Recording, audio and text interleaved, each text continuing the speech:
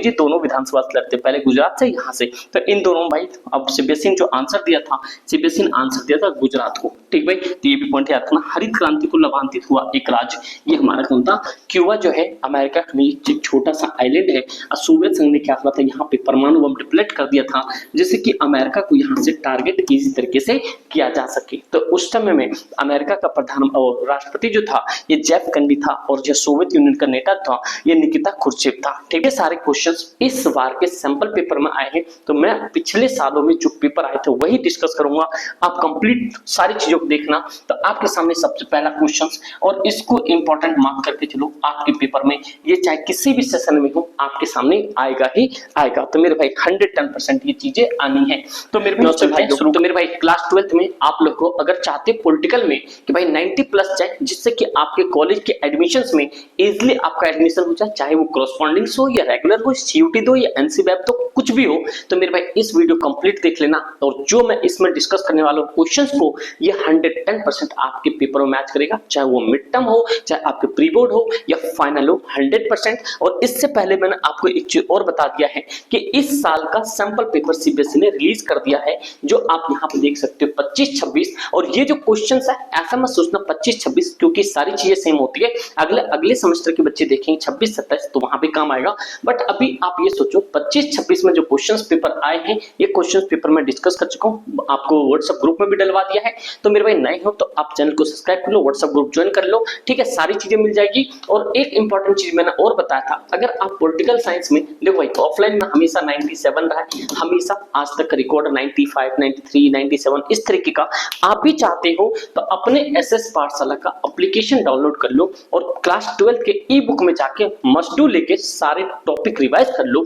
आपके वहां से भी क्वेश्चंस अच्छे बन जाएंगे, और साथ साथ में आपको इंपॉर्टेंट क्वेश्चंस करवाई रहा हूं। तो मेरे भाई तो चलो फटाफट से शुरू करते हैं। अब नए हो तो सब्सक्राइब जरूर कर लो, बिकॉज मैं यहाँ पे ईच एंड एवरीथिंग आपको सारी चीजें बता देता हूँ। मिशन 90 प्लस में आपसे स्वागत है कि जैसे आपके सामने सैंपल पेपर आया है, तो ये 1 से 12 तक आपके एमसीक्यू होंगे, 13 से 18 2-2 नंबर वाले क्वेश्चंस होंगे, जो कि इस बार आपको वर्ड लिमिट जरूर याद रखना है। 19 से 23 4 मार्क्स के क्वेश्चन, जो कि 100 से 120 वर्ड में लिखना है।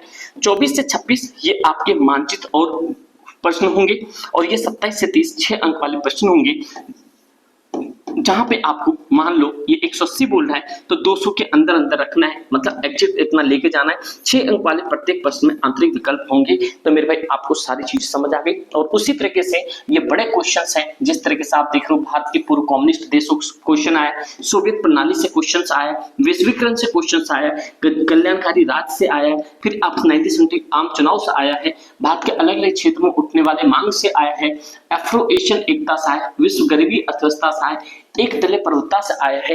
ये सारे क्वेश्चंस इस बार के सैंपल पेपर में आए हैं, तो मैं पिछले सालों में जो पेपर आए थे वही डिस्कस करूंगा। आप कंप्लीट सारी चीजों को देखना।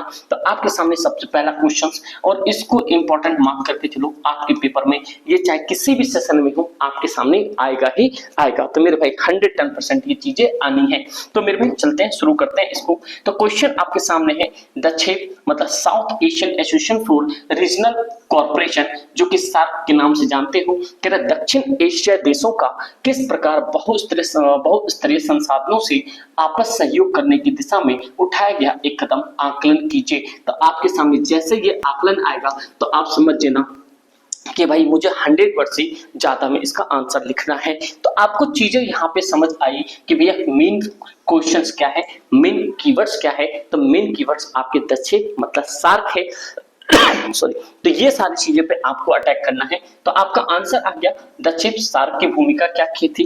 तो सबसे पहले ये चीज समझो, मैं आपको एक पॉइंट समझाता हूँ। जैसे आपके सामने दक्षिण सार्क की बात कर रहा है कि जो भी आपके जो एशिया में, जो ये साउथ एशिया में जितने भी दक्षिण एशिया मतलब साउथ एशिया में, जैसे मान लो कितने कंट्री, जैसे मान लो इंडिया, पाकिस्तान, भूटान, म्यांमार, ये सारी चीजें है, श्रीलंका। तो मेरा ये जो 8 है, इनके बीच में कैसे आपसी संबंध थे, किस तरीके का सार्क ऑर्गेनाइजेशन बनाया गया था। तो क्या मुझे कमेंट करके बता सकते हो। एशिया का सबसे बड़ा देश है, मतलब विश्व का ही सबसे बड़ा जनसंख्या वैसा देखा जाए तो पहले था, लेकिन अभी एशिया में उसका नाम आता है, वो इसका मेंबर नहीं है। तो क्या आप मुझे कमेंट करके बता सकते हो। तो मेरे भाई सबसे पहला इसकी भूमिका क्या थी। तो इंपॉर्टेंट चीज देखो, कह रहा अनेक संघर्षों के बावजूद दक्षिण एशिया या दक्षिण अर्थात सार्क देश परस्पर मित्रवत संबंध तथा सहयोग के महत्व को पहचानते हैं। शांति के प्रयास द्विपक्षीय भी हुए और क्षेत्रीय स्तर पर भी हुए। मतलब इन लोगों का कहने का मतलब था कि एशिया के अंदर में शांति और ये जो भी वातावरण है, जो भी हमारे बिजनेस से लेके जो भी चीजें हैं वो सब आसान रहे।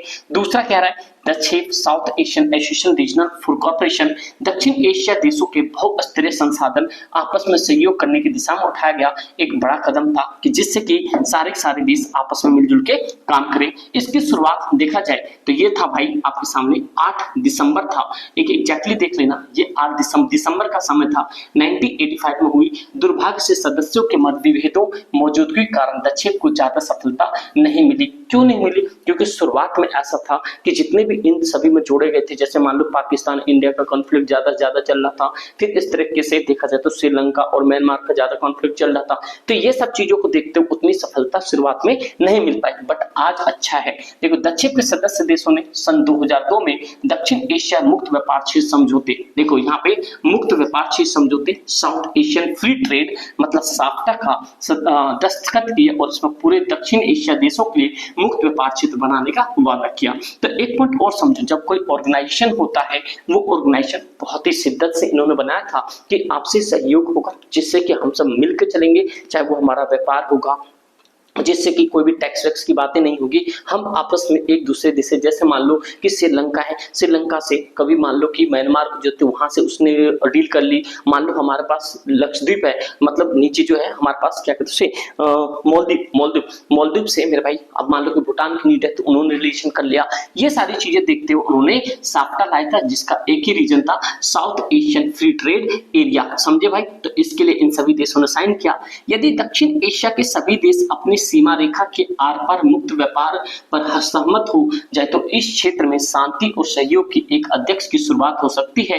दक्षिण एशिया मुक्त व्यापार क्षेत्र जो समझौते थे साफ्टा के पीछे यही भावना काम कर रही है। इस समझौते 2004 में हस्ताक्षर हुए और समझौता 1 जनवरी 2006 को प्रभावी ढंग से आपस आ गया और लक्ष्य था कि देश के बीच आपसी व्यापार लाने की सीमा शुल्क को 2007 तक के बीच प्रतिशत कम कर दिया जाए। कहने का मतलब है सभी ने देखा कि भाई चीजें सही नहीं चल रही सार्क में, तो इन्होंने कहा कि भैया ऐसा है साफ्टा लेकर आते हैं, जो हमारा फ्री ट्रेड एरिया है उनमें चीजों को हम करेंगे कम, जो एक देश का दूसरे देश के साथ जो बाउंड्री है शेयर है वहां पे जो टैक्सेस लगते हैं वो ट्रेड थोड़ा सा कम हो जाए। कि जैसे मान लो कि आपको पता होना चाहिए कि बांग्लादेश जो है, भारत सबसे बड़ा एरिया बांग्लादेश के साथ शेयर करता है, अफगानिस्तान के साथ जानते हो सबसे छोटा एरिया शेयर करता है। तो ये सारी चीजें क्या थी मेरे भाई कि जिससे कि एक दूसरे देशों के साथ जो हमारा ट्रेड हो वो ट्रेड थोड़ा सा क्या हो, लाभदायक हो और ज्यादा हमारा मतलब कि टैक्सेस कम जाए, 20% कम कर दिया जाए, और ये भी चीजें इनके पास टारगेट था। तो मेरे भाई ये देखो, तो 1 जनवरी 2006 प्रभावी तरीके से आया,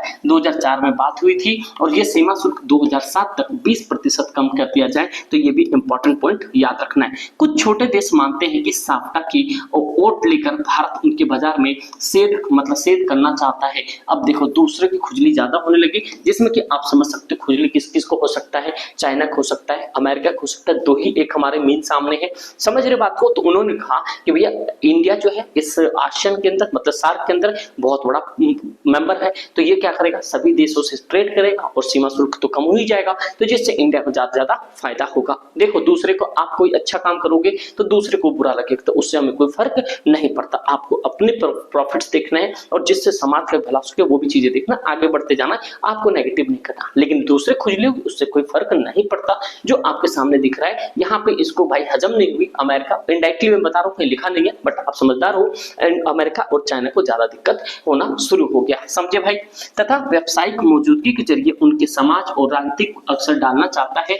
दूसरी ओर भारत सोचता है कि साफ्टा इस क्षेत्र के हर देश को फायदा होगा और इस क्षेत्र में मुक्त व्यापार बढ़ाने के राजनीतिक मसले पर सहयोग ज्यादा बेहतर होगा। हम सोच रहे हैं किसी के लिए पॉजिटिव, वो सोच रहा है हमारे लिए नेगेटिव, तो कोई फर्क नहीं पड़ता। इस साफ्टा के अंदर में इंडिया सोच रहा था इससे कि जो छोटे देश हैं उनको बहुत ज्यादा फायदा होगा, जिससे कि वो भी अपने देश को मतलब खुले तौर पे ट्रेड के लिए बाहर आएंगे। लेकिन दूसरे को लग रहा था कि इंडिया सिर्फ अपने प्रॉफिट के लिए ऐसा कर, बट आपको मन के तो बताना क्या ये सही किया या नहीं किया इंडिया ने। दक्षिण के सदस्य देशों आपसी मतभेद बहुत अधिक है, कहीं सीमा विवाद तो कहीं पानी के बंटवारे को लेकर आपसी मनमुटाव बना रहता है। इन सब कारणों सदस्य देशों के हाथ अवश्य मिलते हैं लेकिन दिल नहीं मिलते। दक्षिण की अपेक्षित सफलता न मिलने के यही कारण है। देखो भाई अब मान लो हमारा सबसे इंपॉर्टेंट चीज 1971 आपको याद होना चाहिए कि हमने भाई बांग्लादेश का कितना कितना हेल्प किया, सबसे ज्यादा भाई हम उसके लिए पाकिस्तान से लड़े, लेकिन बांग्लादेश में जो पानी हमारा गंगा वाला पानी जहाँ था वो मतलब गंगा का, उसके लिए विवाद हमारा आज भी चल रहा है। पाकिस्तान को भाई हमने भाई अपने डिमांड पे पाकिस्तान को डिवाइड कर दिया, उसने कहा भाई हमें अपनी देश बनाना, कर दिया भाई इंडस वाला 1960 जानते हो वो वाला विवाद चल रहा है। तो मेरी बात यहाँ पे क्या है, हाथ तो मिलते हैं, एग्रीमेंट होते हैं, लेकिन दिल नहीं मिलता, समझ रहे बात को। तो यही पॉइंट है। तो ये सारी चीजें हैं। कह रहा दक्षिण की सफलता उसके सदस्य देशों की राजनीतिक सहमति पर आधारित है। जब वो राजनीतिक तरीके से अच्छे हो जाएंगे, सभी देश आपसी मतभेद भुलाकर संबंधों मजबूत बनना चाहेंगे, तभी अंतर्राष्ट्रीय स्तर पर इस संगठन को महत्व मिले और उसकी आवाज सुनी जाए। तो दक्षिण मजबूत ही इस क्षेत्र की मजबूती है। अगर यहाँ पे दक्षिण अपने आप को जो सार्क है, जितने भी एशिया के और भी कंट्री को जोड़ा जाएगा, 8 से 10 होगा, 12 होगा, 52 देशों में यार बहुत सारे देश आएंगे, समझ रहे हो बात को। तो इसका आंसर आप लोग कमेंट कर दिया। चाइना को भी जोड़ ले तो फायदा, लेकिन चाइना खुजली करेगा क्योंकि अल्टीमेटली ये बड़े देश है, तो दूसरे बड़े देशों के साथ ही जाएगा। तो मेरे भाई ये चीजें हैं कि जिससे कि सार्क हमारे लिए बहुत ज्यादा बेनिफिशियल हो सकता है। उम्मीद करता हूं आपको ये क्वेश्चन समझ आ गया होगा। अगर समझ आ गया तो कमेंट करके जरूर बताना कि हाँ भाई समझ आ चुका है अच्छे से। दूसरा क्वेश्चन आपके सामने, सोवियत संघ के विघटन। मेरे भाई इस क्वेश्चन को आज मार्क कर लो या कभी भी छुपा के कहीं दिल में रख लो, क्योंकि ये क्वेश्चन आपके पेपर में आना ही आना है। देखो, सोवियत संघ के विघटन के किन्हीं 3 परिणामों की व्याख्या कीजिए। जैसे कि आप देख सकते हो सोवियत संघ से इस बार भी क्वेश्चंस आपके सामने आया है। यहाँ पे कुछ देखा था मैंने कि यहाँ पे क्या था, देखो सोवियत संघ प्रणाली की 2 सकारात्मक 2 नकारात्मक विशेषता, ये भी मैं डिस्कस करूंगा, तो आपको टेंशन नहीं लेनी है। मैं वही क्वेश्चन डिस्कस करने वाला हूँ जो आपके लिए 100% इंपॉर्टेंट है, समझे मेरे भाई, क्योंकि एसएसपी पे आपको इधर उधर की चीजें नहीं मिलेगी, समझे दोस्तों। ये भी पॉइंट है। तो भारत के लिए सोवियत संघ के विघटन के परिणाम, देखो भाई सोवियत संघ के विघटन के 3 परिणामों की व्याख्या कीजिए। Constitution of district of Soviet union. देखो भारत के लिए सोवियत संघ के विघटन के परिणाम क्या क्या थे। पहला, भारत शीत युद्ध को रोकने की चाह करने वाले राष्ट्रों में अग्रणी राष्ट्र था, क्योंकि भारत कभी ये नहीं चाहता कि कोई किसी से आपस में लड़े, सब शांति में चाहते थे। उसे महसूस हुआ कि अब विश्व में शीत युद्ध की दौर और अंतर्राष्ट्रीय तनावपूर्ण वातावरण एवं संघर्ष की समाप्ति हो जाएगी। जब भी लगा कि सोवियत संघ विघटन हो गया, तो मेरे भाई उन सबको लगा, इंडिया को खास करके लगा कि भाई अब सेकंड जो शीत युद्ध है वो खत्म हो जाएगा, जो भी आपस में 2 राष्ट्र लड़ रहे हैं इन सब चीजों की कहानी बंद हो जाएगी और एक अच्छा मतलब कि परिणाम अच्छा आएगा। भारत ने महसूस किया कि अब सैन्य गुटों गठन की प्रक्रिया रुकेगी और हथियारों की तेज दौड़ भी थमेगी।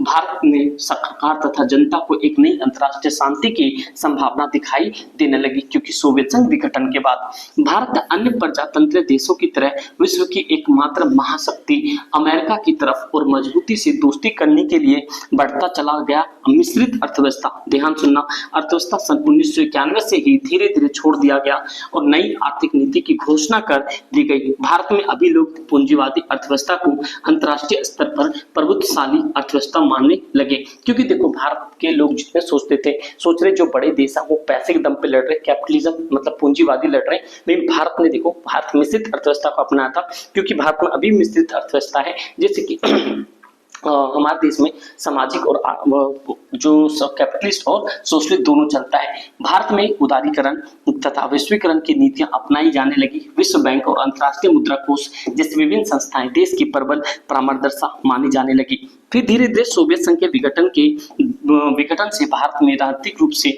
उदारवाद लोकतंत्र राजनीतिक जीवन को सूत्रबद्ध करने वाला अधिक प्रबल रूप से बुद्धिजीवियों तथा अधिकांश पार्टियों द्वारा समझा जाने लगा।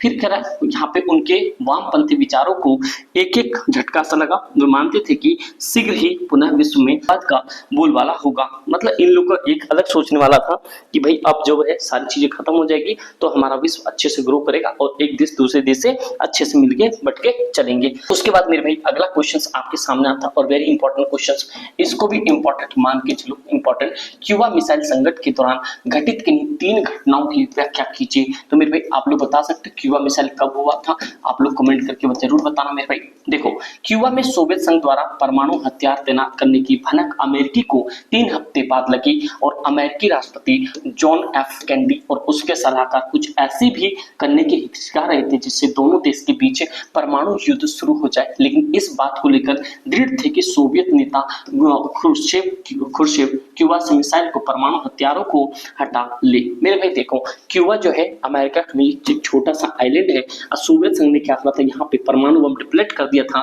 जिससे कि अमेरिका को यहाँ से टारगेट इजी तरीके से किया जा सके। तो उस समय में अमेरिका का प्रधान और राष्ट्रपति जो था ये जेफ कैनेडी था और जो सोवियत यूनियन का नेता था ये निकिता खुर्शेव था। ठीक है, इसमें पूरा नाम नहीं है।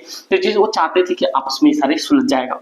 कैनेडी ने आदेश दिया कि अमेरिका की जंगी बेड़ों को आगे करके क्यूबा की तरफ जाने वाली सोवियत जहाजों को रोका जाए और इस तरह अमेरिका सोवियत संघ को मामले के प्रति अपनी गंभीरता की चेतावनी देना चाहता था। क्योंकि देखो अमेरिका भी पीछे नहीं रहना चाहता, आज भी वो पीछे नहीं है, वो तो क्यूबा को डराना चाहता था, हटाना चाहता था वहां से सारी चीजें।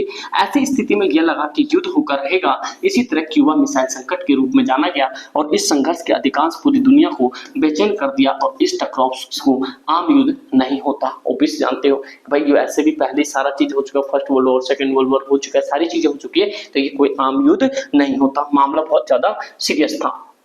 देखो फिर अगला रहा सोवियत संघ के विघटन के 3 कारणों की व्याख्या करना है। सबसे पहली बात, सोवियत संघ विघटन क्यों हुआ ये आप सबको पता होना चाहिए। लोगों की आकांक्षाओं को पूरा न कर पाना, क्योंकि जो प्रॉमिस की थे वो सारी चीजें नहीं हो गई, क्योंकि इनको सोवियत संघ वालों को हथियार खरीदने का होड़ लग गया था, क्योंकि इसको मजा आने लगा था युद्ध में। तो मेरे भाई देखो, सबसे पहली लोगों की आकांक्षाओं को पूरा न कर पाना, अर्थव्यवस्था के गतिरोध होने से उपभोक्ता वस्तुओं की कमी के कारण राजव्यवस्था को संदेह की दृष्टि से देखा जाने लगा, क्योंकि लोगों की आकांक्षाओं के अनुसार काम नहीं हो रहा था। जो लोगों को प्रॉमिस किया था, जनता जो लीडर लोगों ने प्रॉमिस किया था वो बिल्कुल भी कुछ नहीं हो रहा था। संसाधनों का गलत प्रयोग हो रहा था। देखो संसाधन के क्यों गलत प्रयोग करता, सोवियत संघ ने अपने संसाधनों का अधिकांश भाग परमाणु हथियार, सैन्य सामग्री और यहाँ पे पिछलक्कू देशों के विकास पर खर्च किए ताकि उन पर नियंत्रण बना रहे। इससे अर्थव्यवस्था पर दबाव पड़ा, क्योंकि इनको जो अपने काम पे टारगेट करना चाहिए उस काम पे टारगेट नहीं किया। पश्चिम देशों के प्रति गलत प्रचार, काफी समय तक ये प्रचार किया गया था कि सोवियत राज्य व्यवस्था पश्चिमी देशों की व्यवस्था से अच्छी है। अतः जब लोगों ने पश्चिमी देशों की जानकारी मिली तो उनका भ्रम टूट गया, और क्योंकि वे उससे पिछड़े हुए थे, मतलब कहते हैं कि अपने आप को सुपीरियर दिखाना, तो सोवियत संघ के जो लीडर्स थे वो जनता को दिखाते थे हम पश्चिमी यूरोप से, पश्चिमी देश से बहुत अच्छे हैं, आप लोग टेंशन मत लो। लेकिन अब जब लोगों को भनक लगी तो उनको पता चला हालांकि इनके तो आसपास भी नहीं है। फिर अगला, सोवियत संघ का प्रशासनिक राजनीतिक रूप से गलत गतिरोध होना। सोवियत संघ में 70 वर्ष तक का एक दल का शासन रहा जो जनता के प्रति उत्तरदायी नहीं था। गतिरोध प्रशासन, अधिक भ्रष्टाचार था, गलतियों को सुधारने की अक्षमता, शासन में खुलेपन की अनिश्चितता, केंद्रित सत्ता के परिणाम स्वरूप प्रशासनिक और आर्थिक ढांचा असफल रहा। आम जनता के असंतोष में वृद्धि हो रही थी। इसके विपरीत पार्टी के सदस्यों को विशेष अधिकार प्राप्त थे, मतलब जो पार्टी के मेंबर थे उनको क्या थे, उनको तो विशेष अधिकार मिल रहे थे, लेकिन जो उस देश की जनता थी उसकी बिल्कुल ही डाउनफॉल चल रहा था। ये सारी चीजें थी। गोर्बाचेव के प्रयत्न क्या क्या थे, राष्ट्रवादी प्रभाव में वृद्धि कैसे हुआ था, तो ये 3 भी आप याद कर लोगे थे कि सोवियत संघ के विघटन का सबसे बड़ा एक तरह से देखा जाए तो चीजें। मेरे भाई अगर ऑफलाइन में कोई आना चाहते हो तो आप इस नंबर पे कांटेक्ट कर सकते हो, ठीक है। जैसे कि आप लोग यहाँ पे ऑफलाइन क्लासेस ले सकते हो और भाई 110% यहाँ पे आपको 3 दिन का डेमो, उसके बाद आप लोग की सारी चीजें भाई 90 प्लस तो 100% है। पॉलिटिकल साइंस के मैंने क्या होता है, ई बुक में जाके आप सबसे पहले अगर मिशन 90 में जाना चाहते हो तो कंप्लीट आप ई बुक में मिल जाएगा आपको सारा कंटेंट, जो कि मस्ट होगा, पूरा आप काम सेट हो जाएगा आपका, समझे मेरे भाई। चलो नेक्स्ट क्वेश्चन, संयुक्त राष्ट्र सुरक्षा परिषद में भारत की अस्थायी सदस्यता के प्रश्न पर कई देशों को ऐतराज क्यों है। Very very important. देखो भाई आपको मैंने पहले बताया कि जब कोई कुछ अच्छा करता है तो उसको बहुत ज्यादा खुजली होती है, तो सबसे बड़ा रीजन होता है जो उसके अपोजिशन है उसको, तो जैसे कि वो उसकी बराबरी नहीं कर सकता। जैसे चाइना, बराबरी का मतलब ये नहीं चाइना हमसे खिलसता ही है, अमेरिका भी खिलसता है, इंडायरेक्टली में सारी चीजें। अब तो बांग्लादेश भी खिलसने लग गया, पाकिस्तान पहले से खिलसा हुआ, मतलब वो वाली बात होगी हम अकेले हैं, हमारे चारों तरफ दुश्मन है, बट हमें दुश्मन से घबराना नहीं, क्योंकि हमें अपने आप में कॉन्फिडेंस है। समझ रहे बात को, तो वाली बात समझ आना कि भाई जो भी हो कोई दिक्कत वाली बात नहीं है। तो ये सारे क्वेश्चंस आप समझो कि स्थायी सदस्य की क्यों नहीं हम वहां पे मेंबर बन पा रहे, ये आपके यूएनओ वाले से क्वेश्चन है। तो मेरे भाई कहने का मतलब ये हो गया, जो हमारे यूएनओ है मतलब अंतरराष्ट्रीय संघ जो है, उसमें आप जानते हो कि 5 जो है परमानेंट मेंबर है और उसमें 10 जो है नॉन परमानेंट मेंबर है। जिसमें परमानेंट मेंबर में आपके सामने कौन कौन आता है, जैसे मान लो यहाँ पे आप सामने यहाँ पे ऐसा आ गया, ऐसा लिख लो कार में फेसबुक, याद रहेगा आपको। कार में फेसबुक का मतलब मतलब क्या, सी से आपके पास हो गया चाइना, ए से हो गया आपका अमेरिका, आर से हो गया आपका यहाँ पे रशिया, एफ से हो गया आपका यहाँ पे फ्रांस, बी से हो गया आपके पास ब्रिटेन। तो ये जो है इनके पास पावर है, क्योंकि 5 परमानेंट मेंबर है, तो भारत भी चाहता है परमानेंट मेंबर हो जाए, लेकिन भारत को परमानेंट मेंबर होने क्यों नहीं दे रहा, क्योंकि मेरे भाई यहाँ पे चाइना ये पहले चाहेगा कि भाई ये मेंबर ना हो, दूसरा ये दोनों एक साथ चाहते हैं कि मेंबर ना हो। अगर यहाँ पे रशिया बोल भी दे, क्योंकि हमारे अच्छे दोस्त हैं, यहाँ पे फ्रांस भी चलो बोल देता है पल के लिए, ब्रिटेन भी बोल देता है, तो काम सेट हो सकता है। लेकिन सदस्य में जो परमानेंट मेंबर होते हैं उनमें मतलब ये होता है कि आपको भाई सारे लोग को यहाँ पे बोलना जरूरी है, 5 के 5 वीटो मिलेगा जब भी।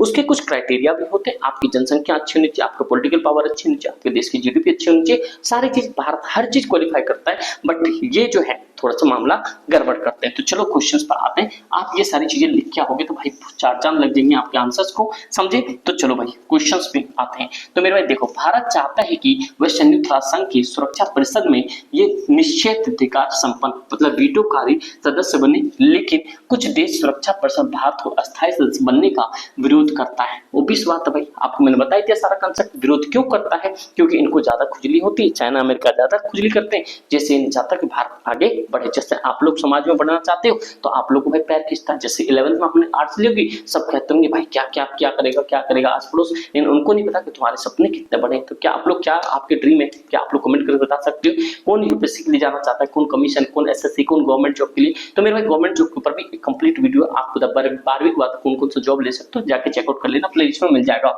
तो सबसे पहली बात क्यों, देखो दोस्त, पहला पॉइंट हमारे सामने आता है कि इंडिया को क्यों नहीं आने दे रहे। तो पहला रीजन मेरे भाई, कुछ देश भारत के परमाणु हथियार को लेकर चिंतित है। कुछ देश का मानना है कि पाकिस्तान के संबंध कठिनाई के कारण भारत अस्थायी सदस्य के रूप में अप्रभावी रहेगा, क्योंकि जानते हो कि आपके पड़ोसी ये नहीं चाहेगा कभी कि आप बहुत सक्सेसफुल बन जाओ, भाई ऐसा है। तो भाई पाकिस्तान हमेशा कुछ ना कुछ पेच फंसा देता है। तो यूएनओ को मेंबर, परमानेंट मेंबर बनने के लिए उसमें अस्थायी सदस्य के चाहिए कि आपके देश के साथ कोई भी किसी के साथ भिड़ंत ना हो, समझे मेरे भाई।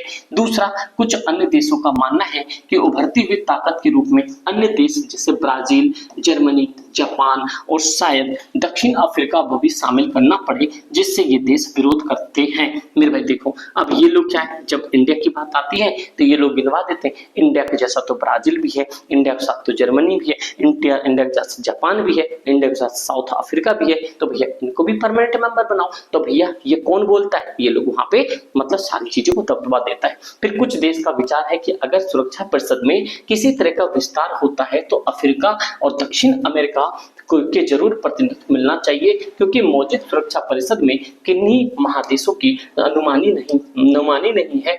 इन सरोकारी को देखते हुए भारत या किसी देश के लिए निकट भविष्य में संयुक्त राष्ट्र संघ को सुरक्षा परिषद स्थायी सदस्य बन पाना मुश्किल लगता है। मुश्किल नहीं भाई, नामुमकिन है, क्योंकि इनने पहले बता दिया कि भैया संयुक्त राष्ट्र संघ यूएनओ का सुरक्षा परिषद का अस्थायी सदस्य बन पाना मुश्किल लगता है। मुश्किल नहीं रे बाबा, ये नामुमकिन लगता है, क्योंकि इंडिया को जब तक धरती पे चाइना है, ये कलयुग चल रहा है, 5000 साल और चलेगा, उसके बाद पता नहीं यूएनओ तो रहेगा नहीं, बट ये इनमें इस सदी में भाई पॉसिबल नहीं है कि ये छोटे आप वाले हमें वहां का परमानेंट मेंबर बनने देगा। अब जानते हो यूएनओ का अगर हम परमानेंट मेंबर बन गए तो सबसे पहले किसको तोड़ेंगे इन द सेंस सही तरीके से गाइडलाइंस लाएंगे। तो मेरे भाई आपको एक पॉइंट और बता दूं, ये जो आपके पास यूएनओ है, ये यूएनओ का जो स्थापना हुआ था ये आपके सामने कब हुआ था, ये 24 अक्टूबर को हुआ था, जो कि 1945 में हुआ था। अभी जो इसके 193 मेंबर है, जो लास्ट मेंबर है,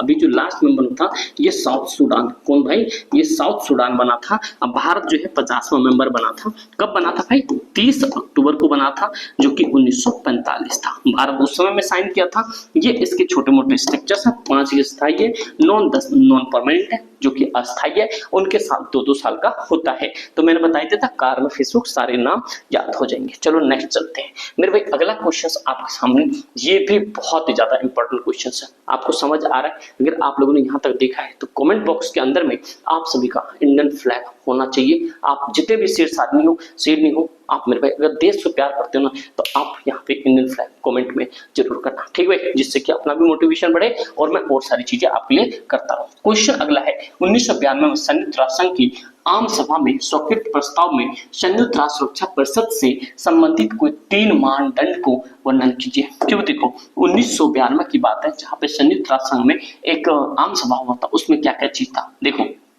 इंपॉर्टेंट चीज क्या 1992 में संयुक्त राष्ट्र संघ की आम सभा में एक प्रस्ताव स्वीकृत हुआ। प्रस्ताव में 3 प्रमुख शिकायतों का जिक्र था जो 1992 में जो इनकी भी मीटिंग होती है जिनमें कि देखा गया कि भाई क्या क्या चीज है। तो यहाँ पे हर साल कि भाई जो भी देश होता है अपनी चीजों को प्रेजेंट करता है, क्योंकि 1992 में इस बार जो आपके जो सैंपल पेपर क्वेश्चन आया है 1992 में कौन से देश में पर्यावरण संरक्षण हुआ था, क्या नाम था, तो आप लोग को पता होना चाहिए Brazil, Rio de Janeiro.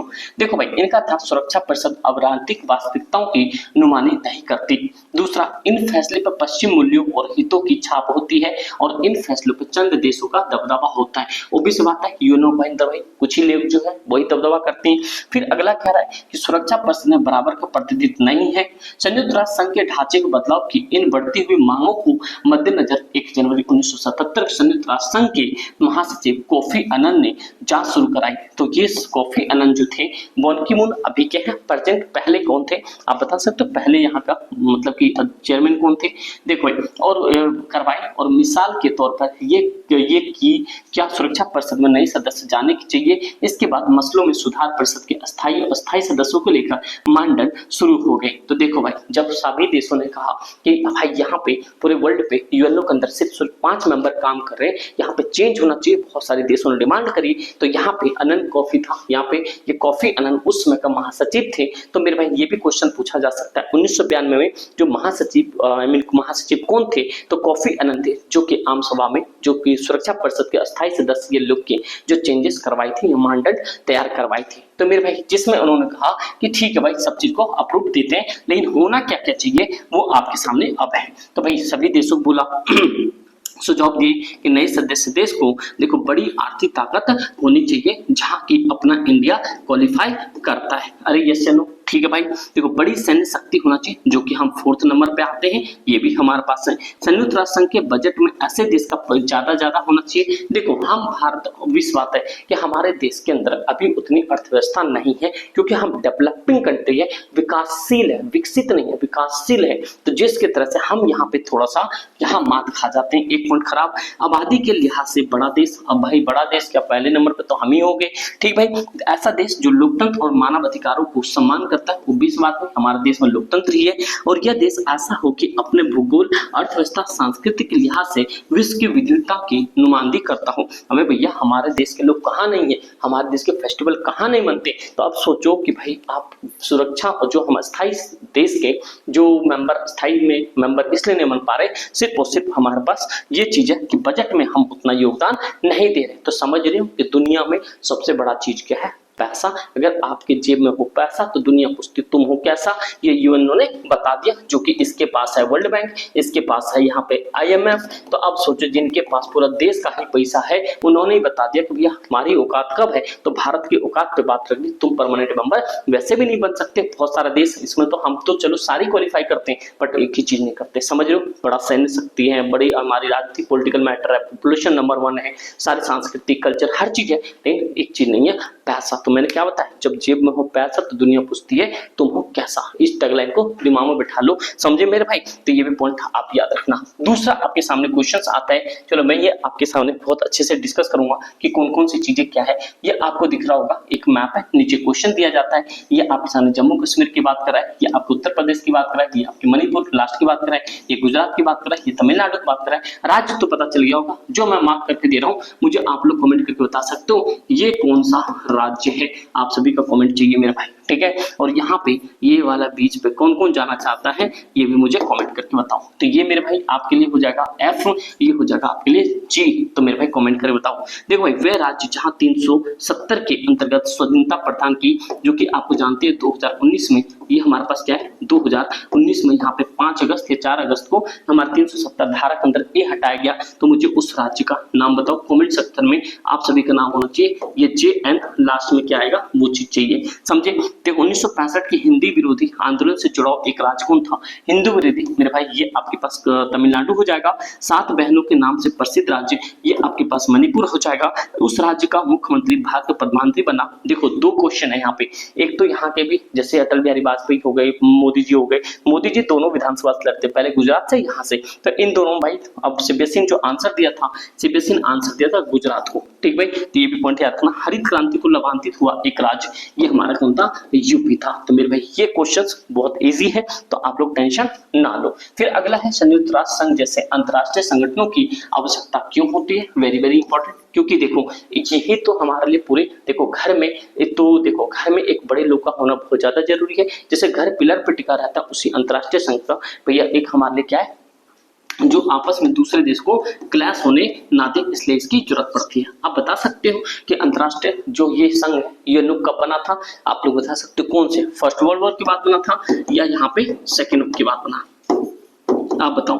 First की बात बना, ये सेकंड, क्योंकि फर्स्ट 1914 से लेके 18 के बीच में होता, ये 1939 से ये 45 के बीच में हुआ था। ये चीज आपको पता होना चाहिए। जो 1941 का जो कैलेंडर है वो मेरे भाई 1941 का वो 2025 के कैलेंडर से मार्क होता है। ये भी चीज आपको पता होनी चाहिए, क्योंकि आप जानते हो कि वर्ल्ड वॉर का समय चल रहा था, बहुत सारे विनाश हुए थे इस बार, इसलिए 2025 में इतनी सारी दिक्कत हो रही है। ये भी पॉइंट आपको पता होना चाहिए। तो ठीक भाई, चलो आप लोगों ने कमेंट कर दिया होगा, तो मैं अब आपको बताता हूँ कि जो संयुक्त राष्ट्र संघ का बना था, ये मेरे भाई यूएनओ जो है आपके जो लीग ऑफ नेशन जो था, ये जो फेल हो गए थे, जो फर्स्ट वर्ल्ड को नहीं रोक पाए थे, प्रथम विश्व युद्ध को नहीं रोक पाए थे, उसके बाद सेकेंड वर्ल्ड वॉर हुआ, जिसके लिए मतलब कि यूएनओ ने मतलब अपने आप को लेकर आया। और यहाँ पे जेफ कैंडी उस समय में वहां का यूएसए का प्रेसिडेंट था। तो मेरे भाई आज के वैश्विक युग में अंतरराष्ट्रीय संगठन अत्यंत महत्वपूर्ण है। इसके द्वारा विश्व बिरादरी को अन्य लाभ प्राप्त है, जिसमें से 2 निम्न है।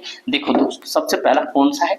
अंतरराष्ट्रीय संगठन युद्ध और शांति के मामलों में मदद करते हैं। उदाहरण के लिए किन्हीं 2 देशों के मध्य युद्ध की स्थिति को अंतरराष्ट्रीय संगठन की भूमिका महत्वपूर्ण देती है, जो दोनों देशों को समझाकर युद्ध विराम करने में मदद कर सकते हैं। लेकिन अभी आप बोलोगे कि भाई रशिया और यूक्रेन की लड़ाई क्यों नहीं रुक रही, फिलिस्तीन और इन सब की लड़ाई क्यों नहीं रुक रही है? इसके पीछे अलग अलग रूल्स हैं। किसी भी अंतरराष्ट्रीय संगठन के चूंकि देश सदस्य होते हैं, इन हस्तक्षेप को गलत नहीं ठहराया जा सकता। युद्धरत देशों को हित की उनमें किसी न किसी देश से जुड़े रहते हैं। अंतरराष्ट्रीय संगठन पर्यावरण संरक्षण, महामारी रोकथाम, निर्धारण, उन्मूलन आदि को देखते हैं। जैसे कि कोविड आया था तो आपने देखा कि वर्ल्ड हेल्थ इसकी जो बॉडी है वो आते हैं, कोई देश गरीबी में जाता है, तो IMF या वर्ल्ड बैंक आता है। तो ये सारी चीजें आपको समझ आ रही होगी। अगला क्वेश्चन है 1947 में भारत के विभाजन के किन्हीं 2 कारणों का आकलन कीजिए। तो मेरे भाई ये वेरी वेरी इंपॉर्टेंट क्वेश्चन है, ये आपके 2025 में भी आया हुआ है। तो ये सारी चीजें आप टॉपिक कर लो। भारतीय विभाजन के परिणाम क्या क्या थे ये आपको समझ आ जाना चाहिए। बहुत इजी है, आपने दूसरे वाली बुक पढ़ी होगी तो सब समझ आ जाएगा। एक बार आप इसे स्क्रीनशॉट ले लो, क्योंकि चीजों को ज्यादा लंबा ले जाने का मतलब नहीं है, क्योंकि मैं चाहता हूँ आपको वो चीजें दी जाए जो क्वेश्चन को बहुत ज्यादा दिक्कत है उसको मैं एक्सप्लेनेशन कर दूं। नेक्स्ट क्वेश्चन आपके सामने देखो, ये क्वेश्चन आप सोवियत संघ के विघटन के 3 परिणाम, जो कि आप सबसे ज्यादा इंपॉर्टेंट क्वेश्चन है। क्यूबा मिसाइल संकट, जो कि सबसे ज्यादा इंपॉर्टेंट है। भारत पाकिस्तान बीच संघर्ष के उत्तरदायी, ये भी इंपॉर्टेंट क्वेश्चन है। चीन की अर्थव्यवस्था उत्थान, ये भी एक ध्रुव विश्व संयुक्त राष्ट्र की भूमिका, ठीक है। भारत की सुरक्षा नीति के 3 प्रमुख घटक, देख लो भाई, स्वतंत्रता प्राप्ति पूर्व की सामाजिक और विचारधारा को क्या क्या मतलब था। 1970 के दशक में प्रारंभिक वर्षों में इंदिरा गांधी की लोकप्रिय 3 कारण बताने हैं। 1970 प्रारंभिक वर्षों में चिपको आंदोलन हुआ। ये आपके इंपॉर्टेंट क्वेश्चन है, जो कि हर बार से बेसी रिपीट करता है। इस तरह क्वेश्चन आपके सामने लेकर आऊंगा, तो टेंशन ना लो। मेरे भाई देखो, 1960 के दशक की कांग्रेस पार्टी के संदर्भ में सिंडिकेट से क्या, ये मैं आपके क्वेश्चन नेक्स्ट टाइम में आपको डिस्कस करूंगा। पर लंबी वीडियो से कोई फायदा नहीं है, तो मेरे भाई उम्मीद करता हूँ आपको सारी चीज समझ आ गया होगा। आप लोग नए हो तो प्लीज सब्सक्राइब कर दो, लाइक कर दो, अपने दोस्तों में शेयर कर दो। आपको यहाँ पे इसी तरह कंटेंट मिलता रहेगा। व्हाट्सएप ग्रुप जरूर ज्वाइन कर लेना। जिनको पॉलिटिकल डर लगता है, ई बुक से आप वहां से कंटेंट ले दो ऐप से। Thank you so much and जय हिंद।